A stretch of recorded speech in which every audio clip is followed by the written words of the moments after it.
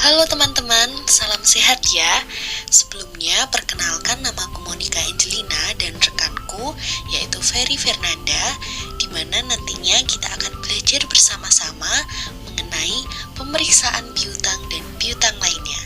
Oke, langsung saja selamat menyaksikan. Nah, di materi ini ada 3 topik pembahasan. Yang pertama, ada sifat dan contoh piutang, lalu yang kedua, tujuan pemeriksaan audit piutang, lalu yang ketiga, prosedur pemeriksaan piutang usaha yang disarankan. Yang pertama, sifat dan contoh piutang. Standar akuntansi keuangan menggolongkan piutang menurut sumber terjadinya dalam 2 kategori, yaitu piutang usaha dan piutang lain-lain. Nah, piutang usaha adalah piutang yang berasal dari penjualan barang dagangan atau jasa secara kredit. Sedangkan untuk piutang lain-lain adalah piutang yang timbul dari transaksi di luar kegiatan usaha normal perusahaan. Piutang usaha dan piutang lain-lain yang diharapkan bisa ditagih dalam waktu 1 tahun atau kurang diklasifikasikan sebagai piutang lancar.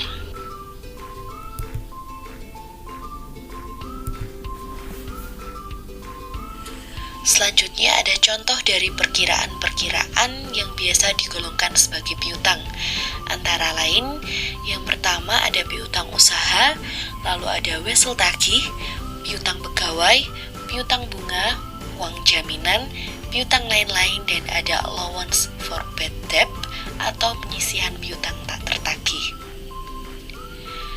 Nah teman-teman, perkiraan piutang pemegang saham dan piutang perusahaan afiliasi harus dilaporkan tersendiri atau tidak digabung dengan perkiraan piutang karena sifatnya yang berbeda. Piutang dinyatakan sebesar jumlah tagihan dikurangi dengan taksiran jumlah yang tidak dapat ditagih.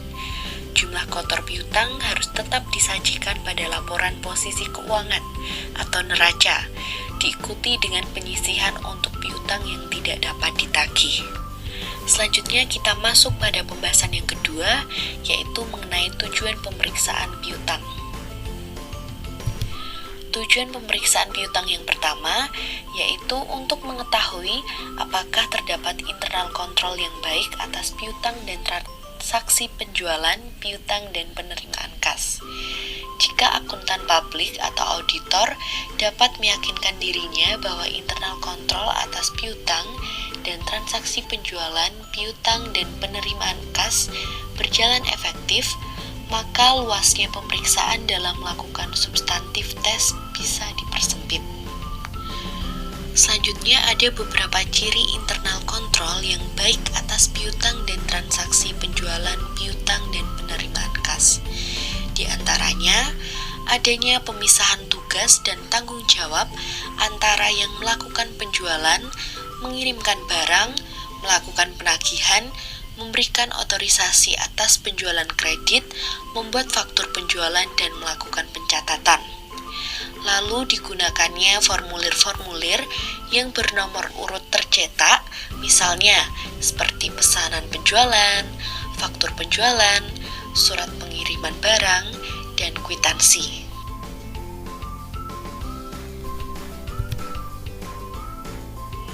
Dilanjutkan, digunakannya price list atau daftar harga jual, dan setiap penyimpangan dari price list atau setiap diskon yang diberikan kepada pelanggan harus disetujui oleh pejabat perusahaan yang berwenang.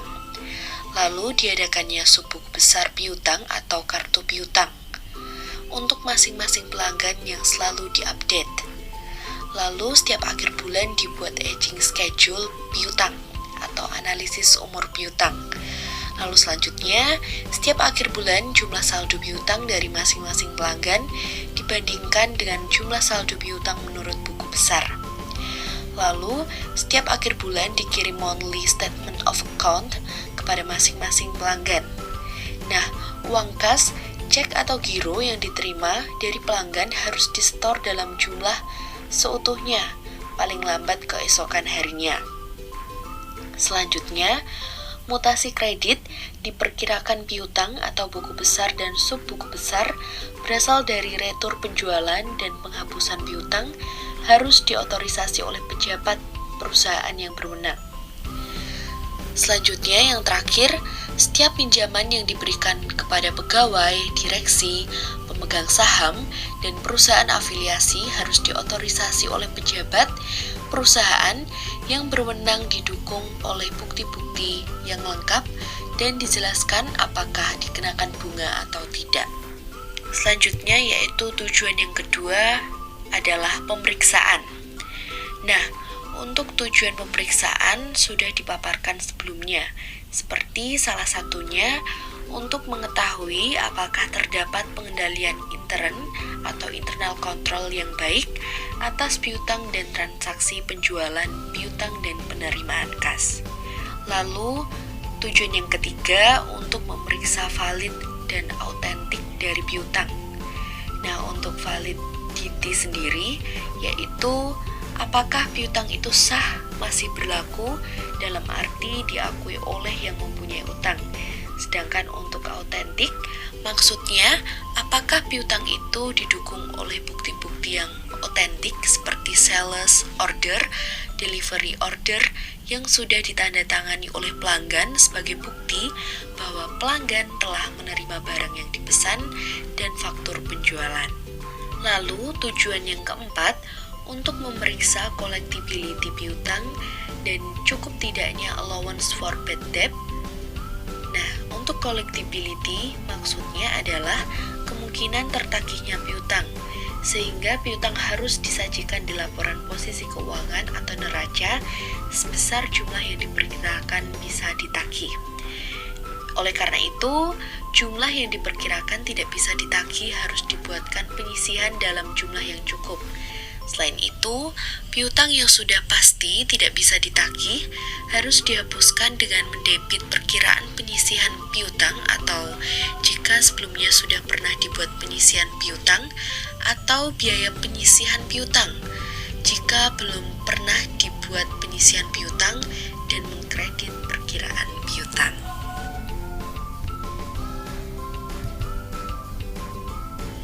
Selanjutnya masih dalam tujuan yang keempat, yaitu adanya auditor harus memeriksa cukup tidaknya allowance for bad debt, karena yang pertama, jika allowance yang dibuat terlalu besar, maka akibatnya piutang yang disajikan terlalu kecil atau understate, dan biaya penyisihan piutang terlalu besar atau overstate, dan laba rugi terlalu kecil atau understate.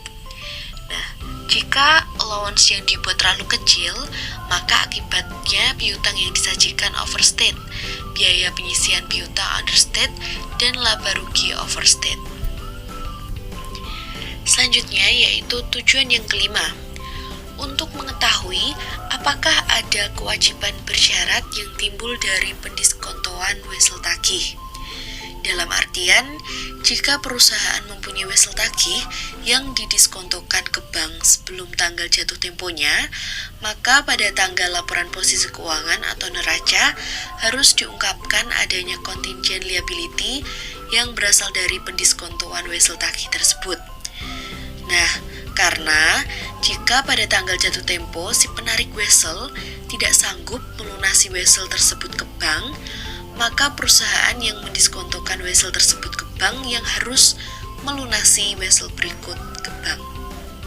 Lanjut, tujuan yang keenam, penjualan yang terdiri dalam falas harus dicatat menggunakan kurs yang terjadi pada tanggal transaksi saldo piutang per tanggal neraca yang tercantum dalam mata uang asing harus dikonversi ke rupiah dengan menggunakan kurs rupiah Bank Indonesia pada tanggal neraca.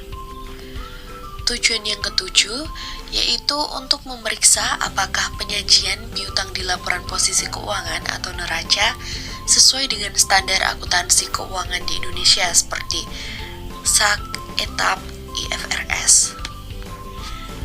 Masih melanjutkan tujuan yang ketujuh. Nah, di sini ada kajian menurut standar akuntansi keuangan, yaitu ada piutang usaha, wesel tagih dan piutang lain-lain harus disajikan secara terpisah dengan identifikasi yang jelas. Lalu piutang dinyatakan sebesar jumlah kotor tagihan dikurangi dengan taksiran jumlah yang tidak dapat ditagih. Nah, jumlah kotor piutang harus tetap disajikan pada laporan posisi keuangan, diikuti dengan penyisihan untuk piutang yang diragukan atau taksiran jumlah yang tidak dapat ditagih.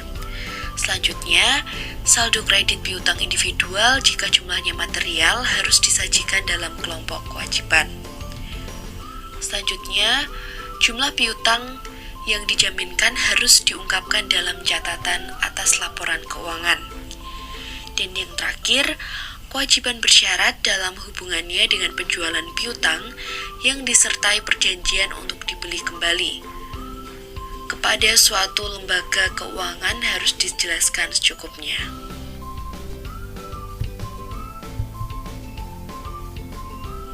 Selanjutnya, menurut Saketab IAI tahun 2009 nomor 124 dan 129, di mana penurunan nilai pinjaman yang diberikan dan piutang dibentuk sebesar estimasi kerugian yang tidak dapat ditagih. Penurunan nilai ditentukan dengan memperhatikan antara lain pengalaman, prospek industri, prospek usaha, kondisi keuangan dengan penekanan pada arus kas, kemampuan membayar debitor, dan agunan yang dikuasai. Nah, jika estimasi nilai wajar dikurangi biaya untuk menjual melebihi jumlah tercatat aset, maka estimasi harus menaikkan jumlah tercatat aset tersebut ke nilai wajar dikurangi biaya untuk menjual tergantung dengan pembatasan yang dijelaskan dalam paragraf berikut. Kenaikan tersebut adalah pemulihan kerugian penurunan nilai. Kenaikan jumlah tercatat aset yang dapat diatribusikan pada pemulihan kerugian penurunan nilai aset tidak boleh melebihi jumlah tercatat yang telah ditentukan atau nilai bersih dari amortisasi atau penyusutan tanpa kerugian penurunan nilai yang diakui pada periode lalu. Pembahasan yang ketiga yaitu prosedur pengurusan piutang. Pertama, pahami dan evaluasi internal kontrol atas piutang dan transaksi penjualan piutang dari penerimaan kas. Proses memahami dan mengevaluasi internal kontrol merupakan bagian yang sangat penting dalam suatu proses pemeriksaan akuntan. Jika auditor menyimpulkan bahwa internal kontrol sudah efektif, berarti luasnya pengujian atas kewajaran saldo piutang tanggal laporan posisi keuangan dan saldo penjualan untuk periode yang diperiksa bisa dipersempit. Yang kedua dan tiga yaitu buat top schedule dan supporting schedule piutang usaha bertanggal laporan posisi keuangan. Untuk menghemat waktu pemeriksaan, auditor harus meminta rincian dari piutang usaha, piutang pegawai, wesel tagih, uang muka, piutang bunga, piutang afiliasi, piutang direksi, piutang pemegang saham, dan piutang lainnya. Rincian yang berasal dari klien dicantumkan tanggal terimanya dan dituliskan BBC. Yang keempat, periksa matematikal akurasinya dan cek individual balance ke subledger, totalnya ke general ledger. Arti kalimat tersebut yaitu auditor harus mengecek penjumlahan dan rincian yang diberikan klien dan saldo masing-masing pelanggan atau pegawai harus dicocokkan dengan saldo menurut subledger piutang usaha. Lalu total dari masing-masing rincian dicocokkan dengan saldo general ledgernya. Yang kelima, tes cek umur piutang usaha dari beberapa customer ke subledger piutang dan sales invoice.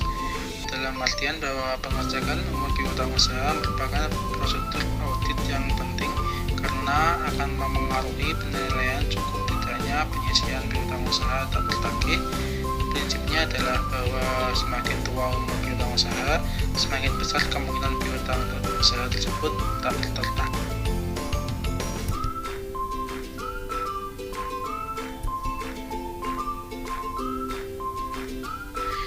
keenam, kirimkan konfirmasi piutang usaha. Yang pertama, konfirmasi piutang usaha adalah surat yang ditandatangani klien ditujukan ke pelanggan untuk meminta penegasan atau konfirmasi mengenai saldo utang pelanggan tersebut per tanggal tertentu. Surat konfirmasi terdiri dari dua bagian. Yang pertama, bagian atas yang merupakan surat pengantar. Yang kedua, bagian bawah yang akan dikembalikan langsung ke KAPA setelah ditandatangani oleh pelanggan. 2. Dasar pemilihan pelanggan yang akan dikirimi konfirmasi piutang usaha harus dijelaskan dalam kertas kerja pemeriksaan. Yang ketiga, ada dua jenis konfirmasi piutang, yaitu konfirmasi positif dan konfirmasi negatif.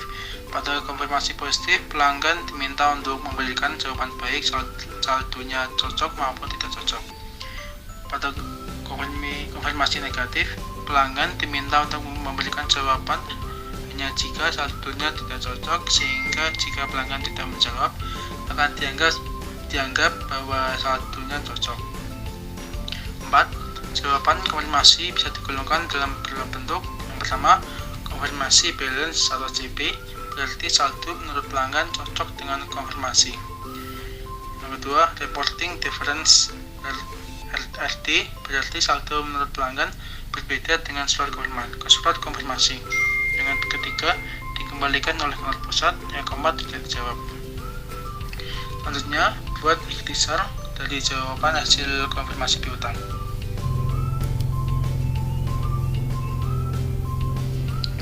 Yang ketujuh, periksa sub-question collection. Caranya, periksa buku penerimaan kas atau bank bulan Januari sampai dengan mendekati tanggal penyelesaian pemeriksaan lapangan. Catat nomor bukti penerimaan kas atau bank dan jumlahnya untuk pelunasan piutang yang berasal dari penjualan kredit di periode yang diaudit, yaitu saldo piutang tertanggal laporan posisi keuangan. Kemudian periksa kelengkapan bukti penerimaan kas atau bank tersebut serta otorisasinya. 8. Periksa apakah ada pendiskontuan hasil tagih. Yang diperiksa yaitu yang pertama, apakah ada pendiskontuan hasil tagih. Yang kedua, mengenai buku besar hasil tagih. Yang ketiga, lihat jawaban konfirmasi bank, apakah ada penjelasan mengenai pendiskontuan hasil tagih. 9. Periksa dasar penentuan allowance work bad debts dan cukup tidaknya allowance tersebut. Dalam hal ini, auditor harus mempelajari dasar penentuan allowance yang digunakan klien. Yang pertama, apakah berdasarkan persentase tertentu dari penjualan kredit. Yang kedua, apakah berdasarkan analisis umur piutang usaha. Yang ketiga, apakah berdasarkan perse tertentu dari saldo piutang. Apakah dasar penentuan allowance dan perhitungan sudah masuk akal dan konsisten dengan tahun-tahun sebelumnya. 10. Yaitu tes sales cut-off. Pemeriksaan cut-off penjualan sangat penting untuk meyakinkan auditor bahwa penjualan sudah dicatat pada periode terjadinya. Untuk kepentingan proper matching cost against revenue dan tidak ada pergeseran waktu pencatatan. 11. Periksa notulen rapat, surat-surat perjanjian, jawaban konfirmasi bank, dan correspondence file untuk mengetahui apakah ada piutang yang dijadikan jaminan. Dalam artian bahwa piutang bisa dijadikan salah satu jaminan dari kredit yang diperoleh perusahaan dari bank. Kalau hal tersebut terjadi, harus diungkapkan dalam catatan atas laporan keuangan. 12. Melakukan prosedur analisis atas saldo piutang dan penjualan. Langkah yang dilakukan yaitu yang pertama, bandingkan saldo piutang tahun berjalan dengan tahun lalu, apakah ada kenaikan atau penurunan yang signifikan. Yang kedua, bandingkan rincian piutang usaha tahun berjalan dengan tahun lalu. Yang ketiga, bandingkan account receivable lalu over dan rata-rata dari rupiah piutang berjalan dengan tahun lalu. Yang keempat, bandingkan persen biaya penghapusan piutang tak tertagih biaya penjualan. 13. Periksa apakah penyajian piutang sesuai dengan standar akuntan keuangan di Indonesia. Untuk mengetahui penyajian piutang sesuai dengan standar akuntansi dalam hal ini, yang pertama, piutang pemegang saham, piutang direksi, dan piutang perusahaan afiliasi harus dilaporkan tersendiri, terpisah dari piutang usaha. Yang kedua, piutang dinyatakan sebesar jumlah tagihan, dikurangi penyisian untuk piutang yang tidak dapat tagih. 14. Tarik kesimpulan mengenai kewajaran saldo piutang usaha bertanggal laporan posisi keuangan.